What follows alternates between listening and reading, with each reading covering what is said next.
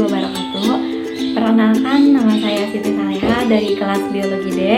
Di sini saya akan menjelaskan atau memaparkan mengenai bakteri Lactobacillus acidophilus. Nah, apa sih Lactobacillus acidophilus ini? Lactobacillus acidophilus adalah kelompok bakteri gram positif yang sering digunakan sebagai probiotik atau bakteri baik yang paling umum digunakan. Nah, bakteri baik tersebut merujuk pada banyaknya bakteri sehat yang hidup di usus dan vagina, di mana mereka melindungi dari bakteri jahat yang menyebabkan penyakit. Pelindungan tersebut dapat dilakukan dengan berbagai cara. Contohnya adalah ketika Lactobacillus acidophilus memecah makanan dalam usus, beberapa zat terbentuk seperti asam laktat dan peroksida yang menciptakan lingkungan tidak ramah bagi bakteri jahat.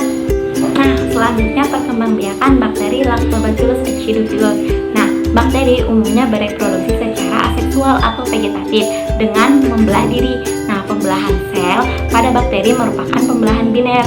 Bakteri juga dapat bereproduksi secara seksual melalui pertukaran material genetika dengan bakteri lain. Nah, pertukaran material genetika tersebut disebut rekombinasi genetika antar rekombinasi DNA. Nah, kemudian rekombinasi genetika ini dapat dilakukan melalui 3 cara, diantaranya yaitu transformasi, transduksi, dan konjugasi. Nah, pada transformasi ini merupakan cara berlangsungnya dengan tahap pemindahan sedikit material genetika dari satu sel bakteri ke sel bakteri lainnya, bisa hanya satu gen saja. Kemudian pada transduksi, nah cara ini merupakan cara pemindahan material genetika satu sel bakteri ke sel bakteri lainnya dengan perantara organisme yang lain, yaitu bakteriofage atau virus bakteri.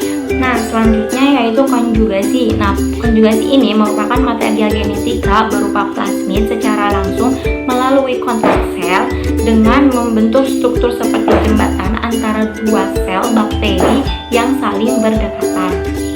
Nah, selanjutnya Lactobacillus acidophilus ini memiliki syarat untuk pertumbuhan yang kompleks. Di antaranya membutuhkan tekanan oksigen yang rendah, fermentasi karbohidrat, protein, dan produk hasil pemecahannya, sejumlah vitamin B kompleks, asam nukleat derivatif, asam bebas, lemak tak jenuh, dan mineral seperti magnesium, mangan, dan besi. Nah, selanjutnya yaitu ketersediaan bakteri. Nah, preparasi dari Lactobacillus acidophilus ini dapat ditemukan dalam bentuk kultur bakteri hidup, kering, maupun cairan. Nah, kultur ini umumnya tumbuh dalam susu, tetapi terkadang dapat tumbuh dalam kultur tanpa susu. Nah, Lactobacillus acidophilus ini tersedia dalam bentuk butiran padat kering, serbuk padat kering, kapsul padat kering, sediaan cair, yogurt, dan tablet.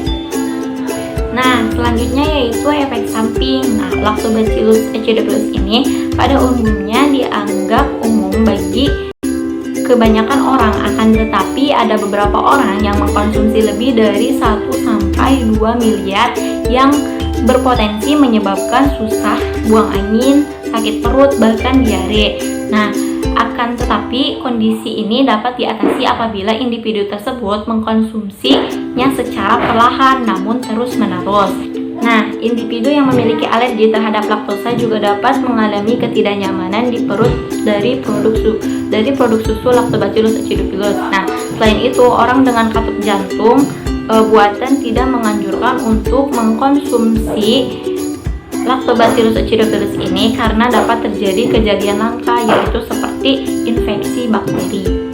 Nah, kemudian Lactobacillus acidophilus ini juga memiliki manfaat atau perannya. Di antaranya yaitu mengobati infeksi vagina, pencegahan diare, penghambat perkembangan Salmonella typhimurium, dan meningkatkan imunomodulator. Mungkin cukup sekian penjelasan mengenai bakteri Lactobacillus acidophilus ini. Semoga bermanfaat.